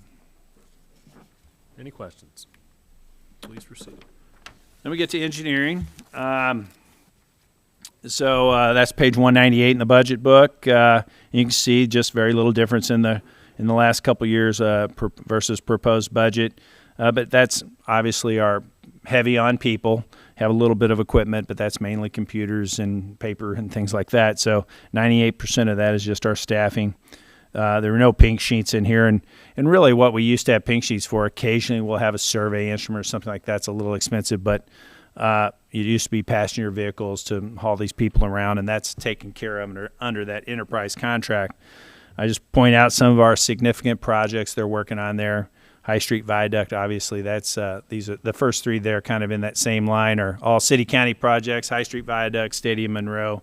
So the sales tax just kicking up. And so a lot of our engineers spend a lot of time focused on the sales tax projects, if you will, and grant projects, things like that. And we also have two folks that, or more than two, really parts of others, but working with development community on reviewing plans or surveys, et cetera, and providing them some services. Another thing I wanted to point out, and I'm not sure how aware everybody is, but it's not been approved yet, so we got to say that it's been submitted, but we're hopeful it seems to be moving through the process. So we hear a lot of discussion about grants being available because of ARPA and things like that. But we submitted a stormwater pipe rehab grant through that program to DNR for $4 million. That's the grant side of it. We have to match it with $1 million, so we would be proposing, if we were successful, to match that out of our CIP with that $1 million. And so in the 5-year CIP for stormwater, that kind of thing, is about $2.3 million over the 5 years. So this could be really significant for stormwater facilities in the city if we were able to come up with this, or even a good chunk of it. So we're really hopeful and trying to keep an eye on that. So that I can't stress, if that were to come true, it'd be a lot of work, certainly, but it'd be a lot of improvement in the city. So we're hopeful for that. And of course, there are other things we're working on, TAP grants and this grant, things like that. But so that's kind of engineering in a nutshell. Happy to answer any questions. Seeing none. Go to the next one. So streets and stormwater. Probably just says streets, but it's really our stormwater division, in-house stormwater division as well, page 200. Looking at the actuals and the proposed, you can see a little differential there, but kind of in this budget, what matters a lot, besides personnel, of course, are the chemicals, which is basically salt that we put on the streets in the wintertime. So we have a kind of a standard budget that we utilize, and then of course that's going to go up or down based on the weather. Sometimes we get lucky, sometimes we don't. Street materials, same thing. Street lights are significant. That's the electric cost back to UE, that $593. So that's a big chunk out of the street department budget. That those are our, as we drive about town, you see they maintain those, replace the bulbs. I get a lot of calls about these. hey, that street light's dim or it's just out, et cetera. And so we have a staff member that kind of herds that up, but that's housed in the street budget here. But again, 93% of that is just those few items, and of course this pays for signs and maintaining signals, things like that, and striping. And one unique thing this year, the stormwater materials was $200,000. So what we're trying to do is separate. That came out of that 3.9 million CIP allotment that was discussed the other day. But 200 of that was for the stormwater materials. So the difference is, if we're doing a stormwater project, we might buy the pipe, maybe some stone, those kind of things. And so we're trying to track that separately. We used to kind of lump it all together, so we're trying to do a little better job of tracking it. And I think that helped with getting reimbursed by some of the ARPA funds or whatever source they were, COVID funds, if you will, because that was one thing that we could spend money on directly. Pink sheets. We have the last two items are about pink sheets. We had a lot of equipment in there. It's basically most of it has went past its useful life, and of course, again, the issue with that is just downtime and repair costs, and again, that aftermarket stuff. Every time I have a meeting with our central maintenance supervisor, he'll bring up, oh, well, I'm searching for aftermarket for a new gas tank. I got to find, and they're good about. If they can't get the exact one, maybe they can modify something, but it just takes a lot of time on their part. But anyway, getting back to from that CIP pool, we had those 1-ton trucks. So those are the trucks that are like F550s you see driving about in the summertime, and then we put a plow and spreader for neighborhood street cleaning in the winter. So we had 8 of those listed there that were past their life, but 4 of them were be able to be funded. And then our street sweepers, high maintenance item when they're new, but ours are getting pretty aged. And so right now in the budget from that CIP thing, again, 1 street sweeper of the 2. So that's really good. And so if that holds together through this process, I think that'll be good for the city to at least get a jump on that. But we still got about $3 million in there. So it's still an item that's out there to think about. Have to answer any questions on that one? Any questions? Not, I can jump on to I think I'm supposed to go ahead and do all of them. Airport is the next one, page 225 in the budget. You can look at the mayor's proposed and the 21 actual. So I take out depreciation, some capital and stuff, so I can equate the two budgets a little bit. Again, some of the variables in this one are, our chemicals for treating the runways during winter weather, overtime, et cetera, that goes along with that. And then I point out the general fund does have a subsidy to the airport. It's a utility fund like wastewater and parking, et cetera. So the subsidy's at $91,000. We do pay an admin charge back to admin out of that. So if the net of that is about $47,000. So excuse me, we were lucky enough in the last, I think, year or year and a half or so to get our tower fully funded. So that helped with some of our budgeting here as well. And so that, how that works is, so these subsidy are these admin charges are based on percentage of budget. And so if a budget goes down, then, versus another area of the city would go up in general fund, it kind of equals out when they do that calculation in finance of what that is.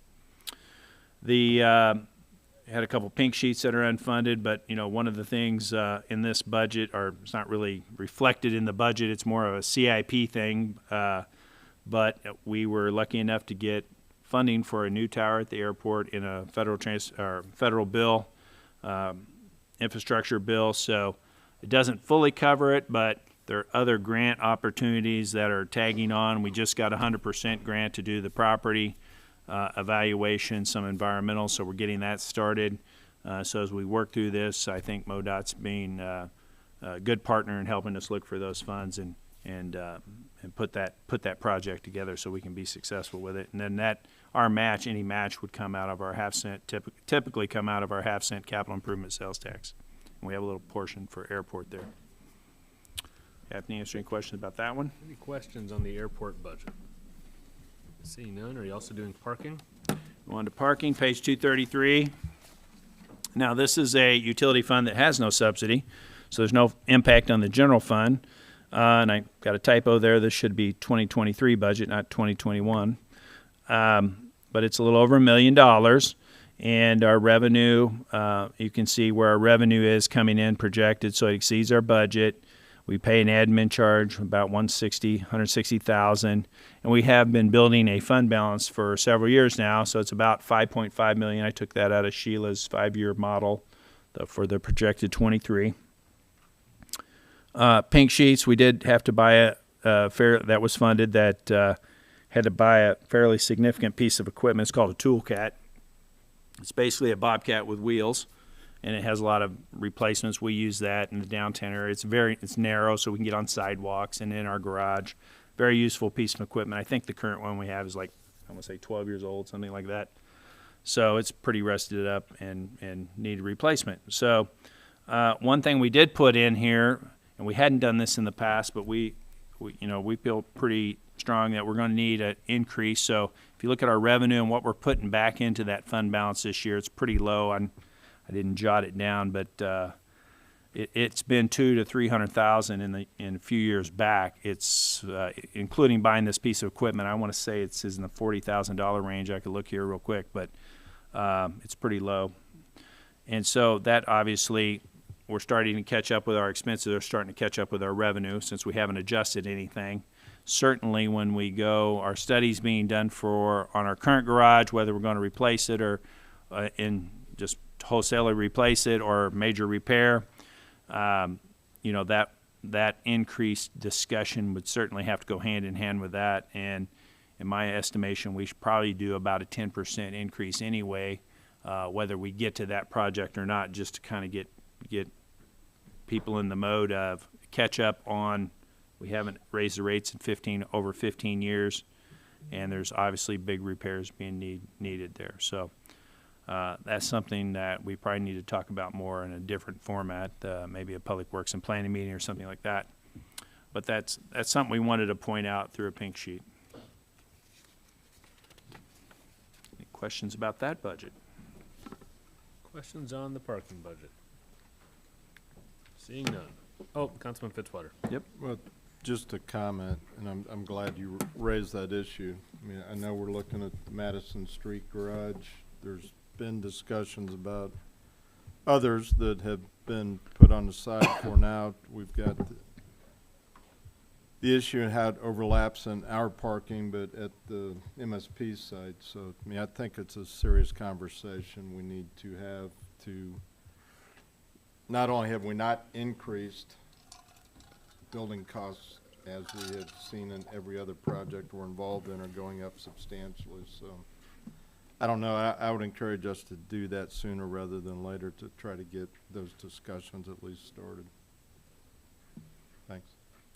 And maybe, don't want to, I realize in this format it might be difficult, but it's something we would be definitely interested in talking with the Public Works Committee if that's what this group would like us to do, kind of start it sooner than later. And it could just be kind of an across-the-board look again and just, inching everything up a little bit. Certainly there may be more needed, of course, when we get into a bigger project if we were to do one. But to me, that would be a good thing to get started. I'd agree that Public Works is a good place to start that. Thank you. So, yeah, we'll have that on a future meeting coming up. Any other comments, questions on the parking budget? Seeing none. Transit. Okay, transit, page 242. And I think Mark Mamert's here somewhere as well.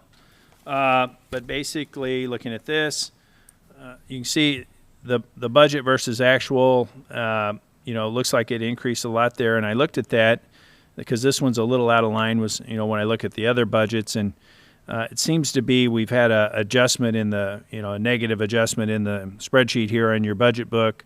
A pretty significant one in that retirement line item for some reason. I'm assuming that's to do with maybe short-term employee, turnover or something like that. I'm not sure. I'd have to dive into that with Sheila, but and then of course our gas changes are in that budget as well. Oil and gas. There's some expense there that's pretty significant change, 100,000 of that versus those two budgets. But And then when we have employees, so we talk about employees a lot and staffing.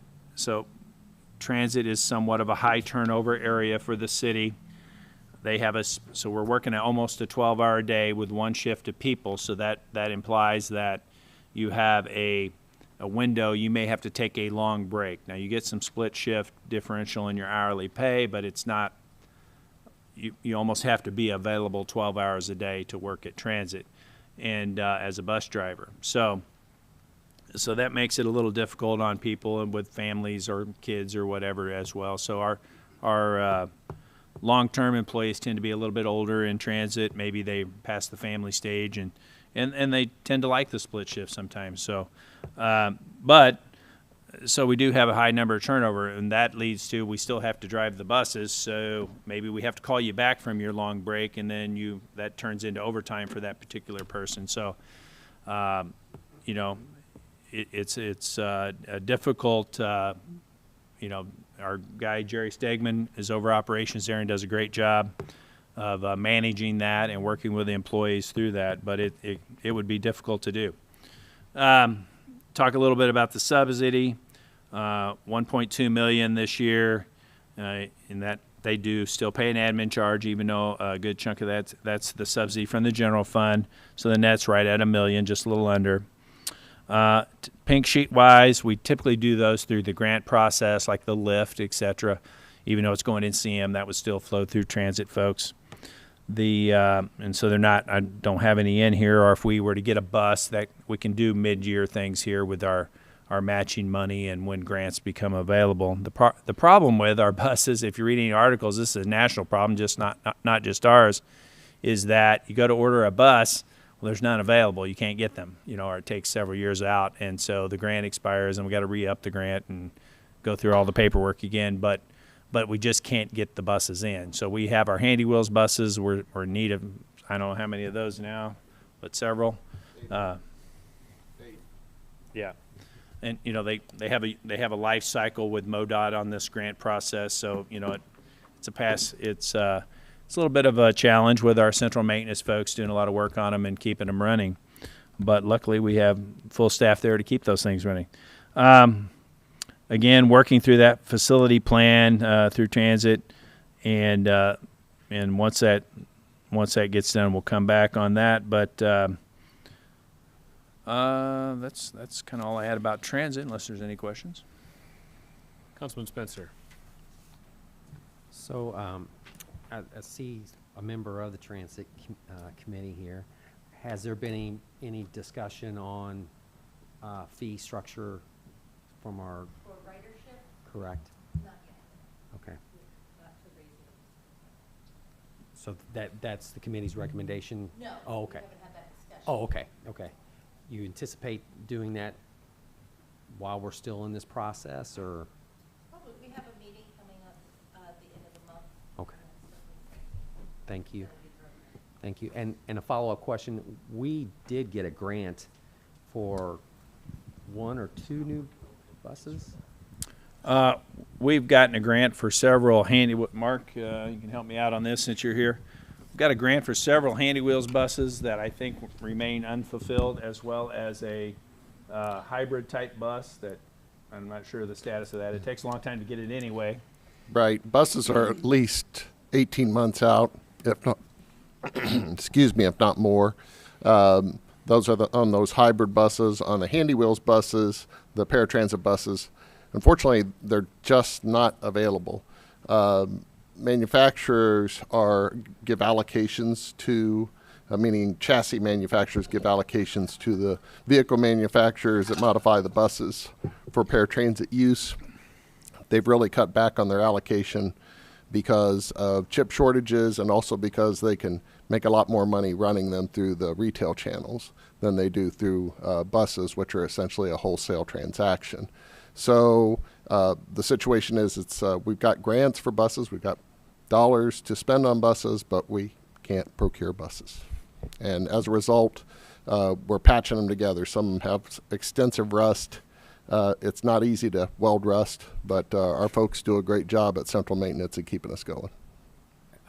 Central maintenance folks do an awesome job. They're the first line of in a lot of services that we provide, whether it be public safety or when we're plowing snow and those kind of environmental emergencies. So yeah, they're an awesome group of folks. But with the grant, being that we're looking at 18 and possibly 24 months down the road, we're still guaranteed these buses, though. I mean, is that? I would put it as you have the grants available. They'll have to be probably re-upped by MoDOT or whomever, but when you're dealing with these vehicles, it's kind of like our enterprise contract. We couldn't, I think we're skipping a year basically, and they tell us now we're on to, okay, we're going to get a 23 Ford for our order in our, passenger fleet. It's kind of the same thing. What do the manufacturers have available to make?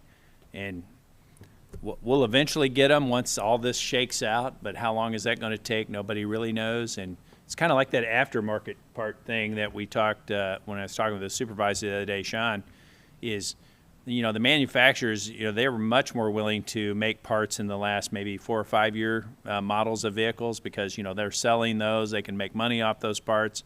Not many of us have those 2004 models anymore. So that, you make a part for that, it's going to sit on the shelf because you just don't sell many of them. So they're just kind of, okay, we're not doing that, and we'll just move on and make these other parts. Probably the same would be said for transit, paratransit buses, even though they're not as old as our large Gillig buses.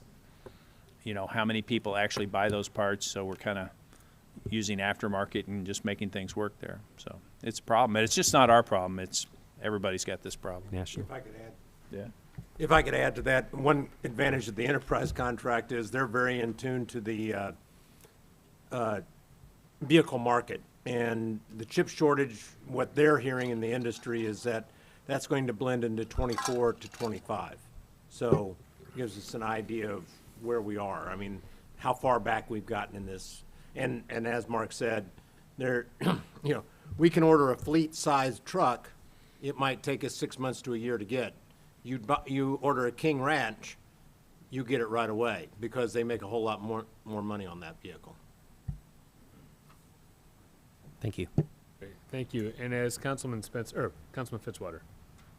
I just had a follow-up question. The charge for services proposed or projected is down, so our ridership is down on the buses? Yeah, overall Fairly significant? It went way down during the pandemic, and now it's coming back, but it's not to where it was pre-pandemic. You can add anything more? Yeah, it's up about 10% for the year.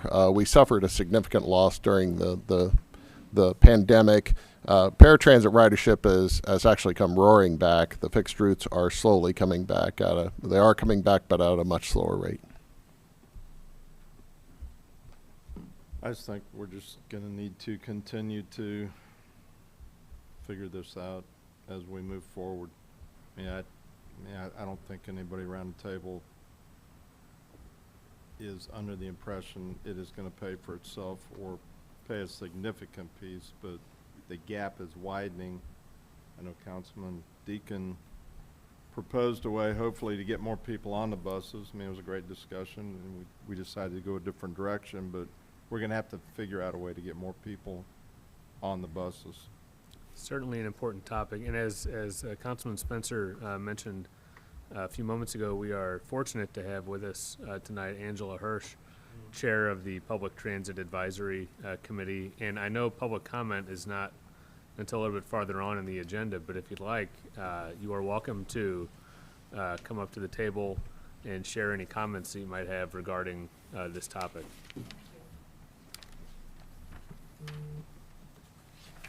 I'll just take a moment. I know you have a large agenda, and clearly you all know this is a matter near and dear to my heart. On the August 1st council meeting, I made a challenge to this council to change the way you think about transit in terms of looking at it as the economic development part of this city. What I'm handing out to you is information from a study that was done at the University of St. Louis in 2019 regarding the impact of public transit in the state of Missouri. And some of the highlights that I wanted to pull out of that study, the first handout that you have is the chart relating to Jefferson City, Cole County, and our JeffTran system and the economic impact that JeffTran has on this city. This study looked over public transportation in communities over a 5-year period of time, from 2015 to 2019, when the study was finally published. And one of the interesting things that came out of this, excuse me, is that this study found that JeffTran services in Jefferson City, Missouri generate $5.6 million in direct spending and employ more than 30 people in an average annual year. $5.6 million of spending in this community are just directly related to public transportation. The other highlight is that the ratio of local economic impact to the capital investment, that is the money that the city council puts into transit, in Jefferson City has a return of investment ratio of 141 to 1. That is for every dollar that this council puts into public transit, our community gets a $141 rate of return on that. That is the highest rate of return in the state of Missouri. In fact, the city of St. Louis has a 41 to 1 return. Kansas City has a 33 to 1 return. St. Joseph, which we often compare ourselves to when we talk about transit, has a 27 to 1 return. Springfield has a 23 to 1 return, and the city of Columbia has a 77 to 1 return. The second handout that I've given you is a much more detailed explanation of the chart and how these numbers were figured. I'm not going to read that to you tonight. You all can read that for yourself. But a couple of other points that I wanted to make when it comes to the transit budget is that the subsidy that this city has offered to our public transportation over the last 2 years has been artificially low. And that is because of transit-specific CARES Act funding that is coming to this community and ARPA funding. So when you look and you say, all of a sudden, we have to make up this $1 million+ to subsidize transit, that is not new. That is something that this community has invested in for years. It has been greatly reduced over the last 2 years because of this money that's coming into the community because of this service. So don't underestimate that. The other part is that the transit subsidy is only called a subsidy because of its status as an enterprise fund.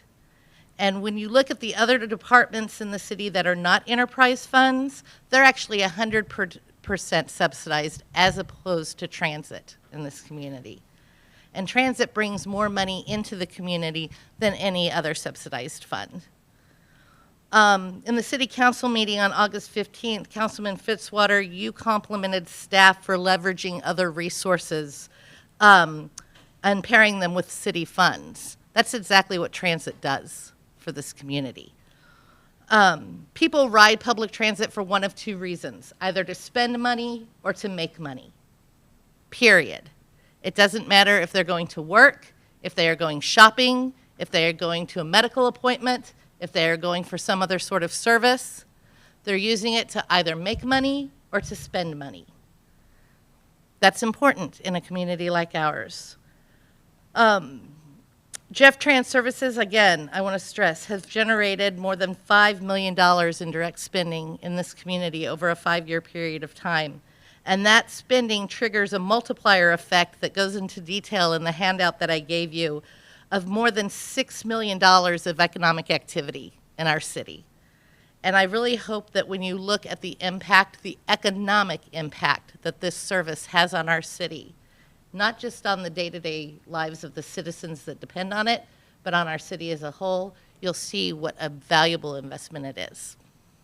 Thank you. Well, thank you so much for being here and for sharing this information with us. My really pleasure. Appreciate it. Are there any questions for Ms. Hirsch? Any comments on the transit budget generally from Councilman Fitzwater? I appreciate you coming here and Thank engaging you. with us. I mean, I think everybody realizes the value.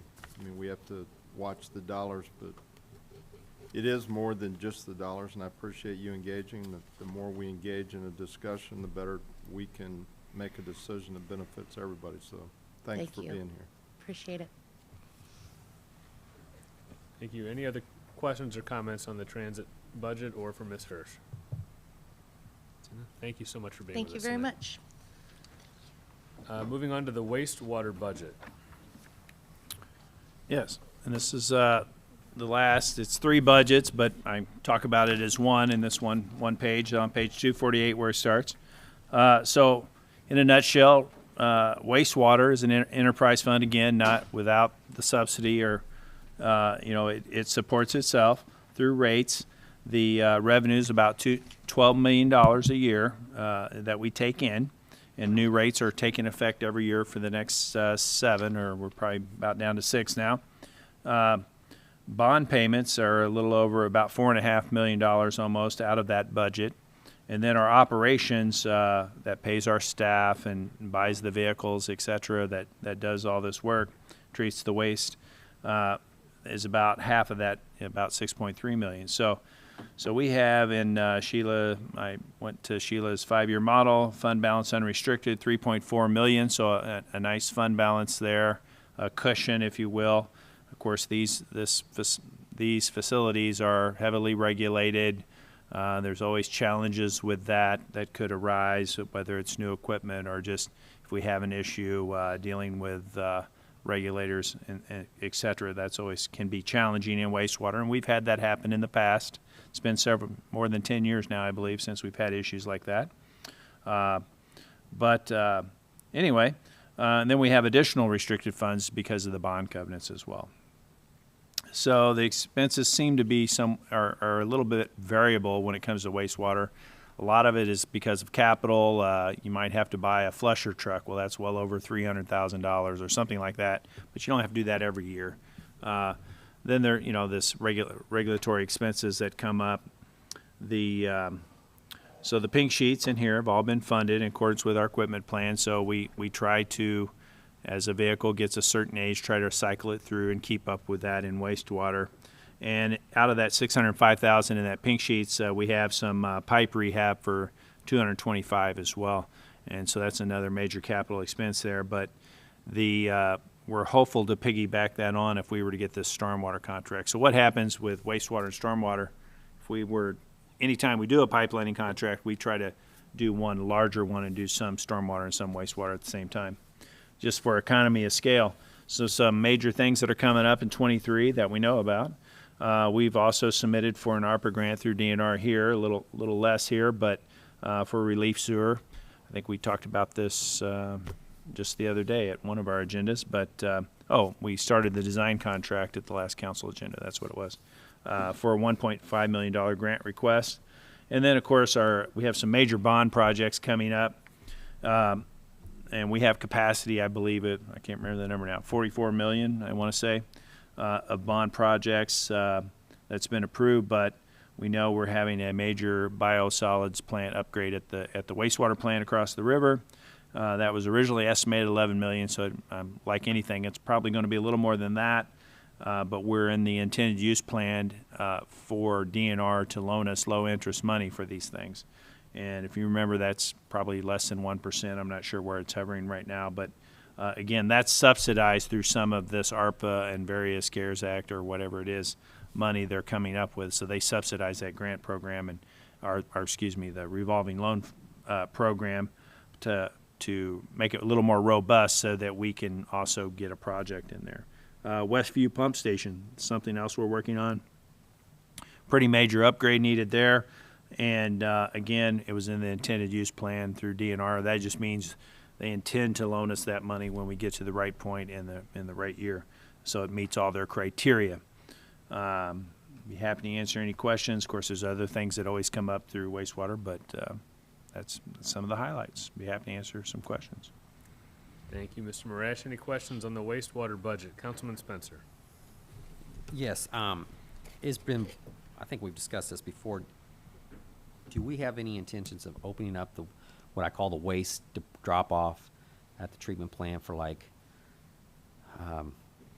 our portable toilet companies here in town that that pickup product, and then right now, from what my understanding is, they have to go to Columbia to drop that off, and of course that Yeah. cost is incurred. Yeah, several years ago, we used to do that as a service to surrounding, areas of the city.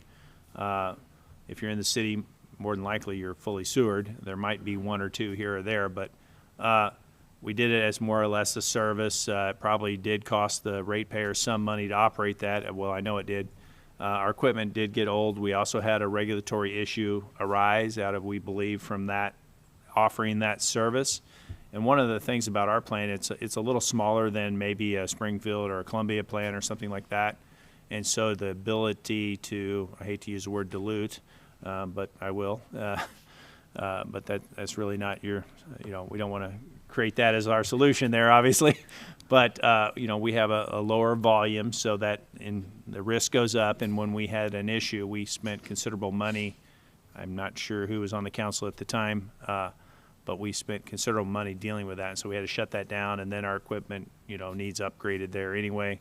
So we never brought it back. And so the short answer is really, we're not intending to bring it back up at this point, just because of the cost and the potential liability that are out there. Thank you very much. Any other questions on the wastewater budget?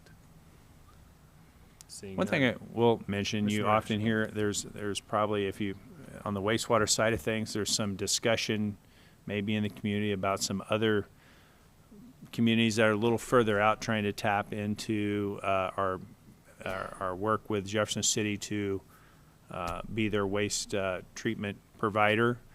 Of course, we're open to that, but so if you hear about that, there's a lot of discussion. The council would have to approve agreements for that and and those communities would have to upgrade their ability to monitor what's coming into their system, things like that. So it's been talked about as far out as California, Missouri, which is pretty far away from us. We do this with Holt Summit already, and City of St. Martin. So it's not out of the realm, but if you hear some community discussion about that, that all has to eventually come through the council. So just be aware of that.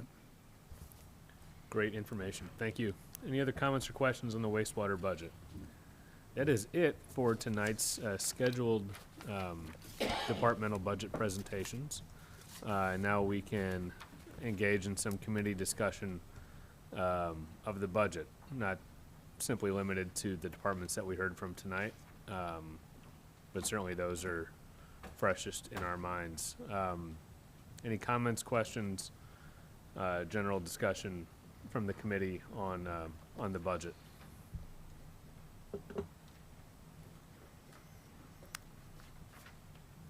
Hearing none. Our next, I should say, we already heard from Ms. Hirsch. Is anyone else here to provide public comment this evening? Seeing no one. Our next meeting of the Budget Committee will be next Monday, August 22nd, 5:30 p.m. in this room. We will hear from the police department, the fire department, parks, and we will hear the miscellaneous funds budgets as well. So if there are no other comments or questions from members of the committee, seeing none, I will call us adjourned, and I think that we're going to roll pretty quickly into the scheduled special meeting over which I will not be presiding. So I'll go ahead and move down the line and make way for the next meeting here. So thank you all very much, and we'll see you next time.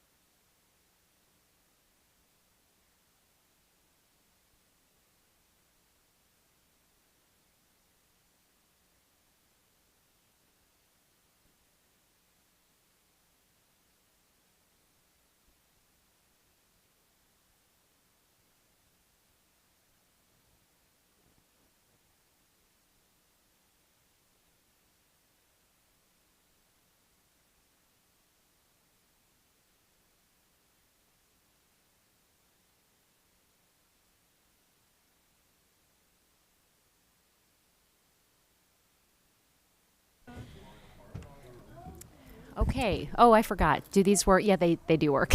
It's just, they can hear us. We can't hear ourselves. Okay.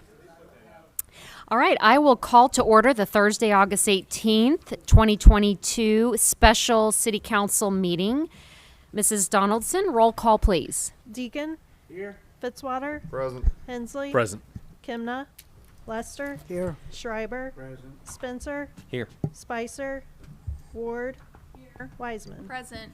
Item 3, informal calendar. We have Bill 2022-44. An ordinance of the City of Jefferson, Missouri, providing for the levy of city taxes and establishing the rate of taxation for the City of Jefferson, Missouri for the year 2022. Ms. Perry.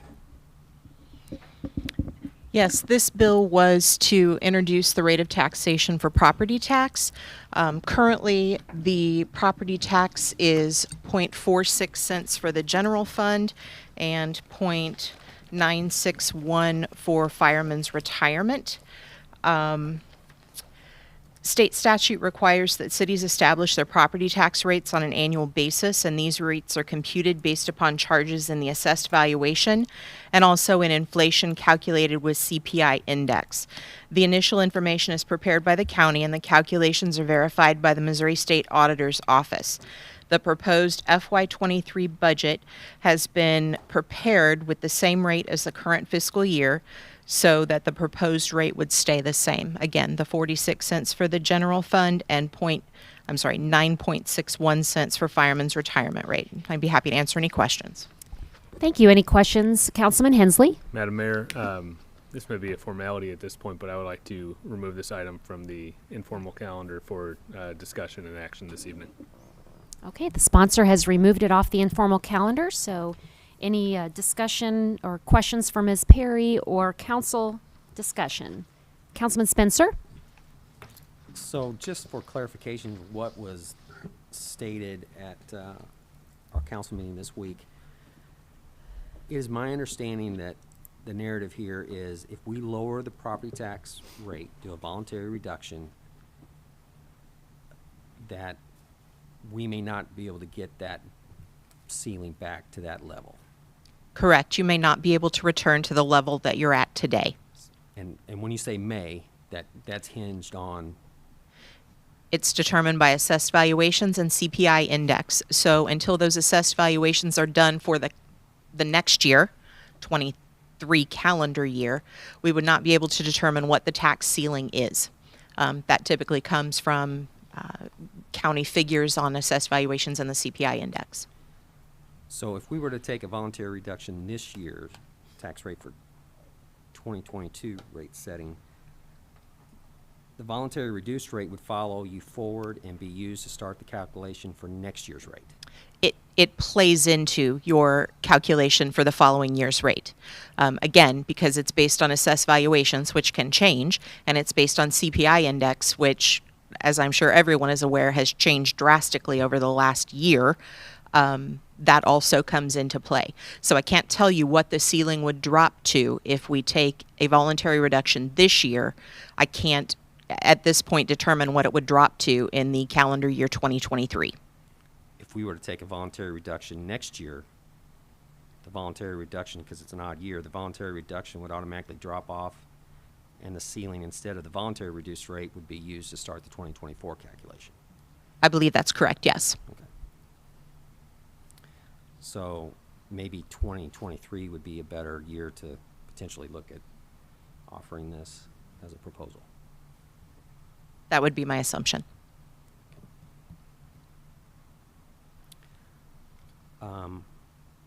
You know, really my original intentions here was to lower the property tax rate for our citizens and our business community. But at the very least, we're having a real in-depth discussion about it, and I'm really appreciative that the council indulged me in this. So unfortunately for me, this issue is about timing, or lack thereof. So to kind of shorten this process up tonight, I will forfeit my efforts to during this year's budget process, and will no longer pursue lowering the tax rate for this year. But I think it's important to note that a talking point about this that we discussed Monday night that was brought up by the mayor a fear that if we lower property taxes, that we will never get back to those collection rates. That should not be the sole determining or motivating factor for not lowering the rates. We must continue to look thoroughly at ways and opportunities to cut taxes and put money back into the taxpayer's possession. The citizens should not be taxed for granted. It's their money. As others on this council share my thoughts on this issue, I want to make my intentions clear that if I'm reelected, my commitment will be to pursue this issue earlier and have a more broader approach with discussions and possible solutions during the course of the year. So I believe this council understands fully the economic climate that we are currently in. So budget constraints stated by myself and others on this council during this year and last year's budgets are concerning. But I'm not willing to give up so easily on the challenge and task to offer some relief for taxpayers, no matter how modest. So I appreciate, again, giving us the opportunity to discuss this in an open setting, and hopefully we can work on this during next year's process, and maybe a little bit earlier. So I know it's dependent on receiving information from the county and you know, those kinds of data. So, but And at I'd least we like, can maybe I'd like to be forthcoming with information.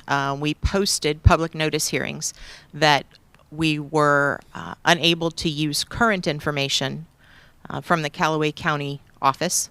I did not receive that until after we had posted our first public hearing notice and also after we had introduced the bill. So the struggle with timing remains the same as we go forward. And that's the piece that I was referencing Monday night, is that, you know, you were very great about returning calls and answering questions, and like you said, there was a critical piece of information that you Was haven't missing. had yet. So, Yes. So I know a lot of it is out of our hands, but again, I think if we have a more broader discussion about maybe some other issue, options that we might have to offset those kinds of reductions, I think it might be prudent to have that. So thank you. And we may just have to make some estimates, but have that discussion earlier in the year, and we certainly can do that. Yeah. Thank you, Councilman Spencer, and I do appreciate the discussion. I think it is important to have as much discussion as possible. I did want to touch on, since you did mention the sole reason, when the mayor said, you know, you don't want the sole reason to be simply to keep the ceiling where it is. While I do believe that's extremely important, not to lower that ceiling and not to lose that potential. Also, the other reason was, I know you had mentioned part of the reason, or part of your proposal with the savings would be to reduce staff positions, and I was concerned that that would also reduce the level of service to the citizens. So I want to make it clear, just in case anyone missed the Monday night meeting, that that was not the sole purpose when you mentioned sole reason. Any other comments, questions? Any item I, public comment or discussion? Anyone here that would like to speak tonight? Any other council discussion? Item 2, then, we will take a vote on the Bill 2022-44. Roll call, please. Deacon, Yes. Fitzwater, Aye. Hensley. Aye. Kimna, Lester, Aye. Schreiber, Aye. Spencer, Aye. Spicer, Ward. Aye. Wiseman. Aye. Bill passes. Item 4. I move to adjourn. Is there a second? Second. All right, all in favor say aye. Thank you.